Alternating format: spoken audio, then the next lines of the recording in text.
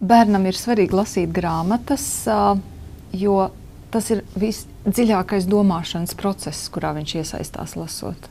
Īstenībā es domāju, ka lasīšana palīdz bērnam kļūt arī valodā bagātākam. Ja? Mēs ļoti labi bibliotekā atšķiram bērnus, kas ir lasītāji un kas nav lasītāji. Arī, es domāju, skolotāji arī to pamana valodu, kā ir attīstīta. Ja?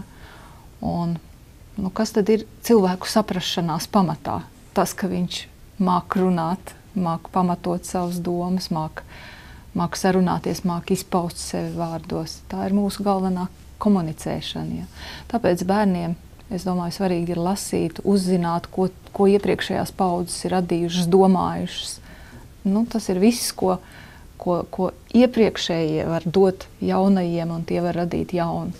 Valoda kļūst arvien nabadzīgāka, diemžēl, jo faktiski valodas attīstība ir atkarīga no grāmatlasīšanas, no šiem te stāstiem un cik daudz vecākiem ir laika ar bērniem nodarboties. Te mēs ļoti labi redzam arī šo te krīzes situāciju un visu. Nav tiem vecākiem laika ar bērnu nodarboties, ar bērnu sarunāties, bērnam lasīt priekšā. Tad paliek šī te biblioteka vienīgā vieta.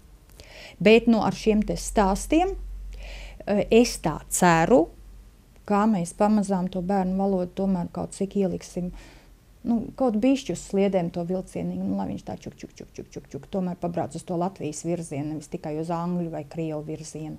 Un kas ir jāatzīst atkal pozitīvais, mums ir ļoti daudz krievu bērnu, kuri mācās šajās latviešu skolās.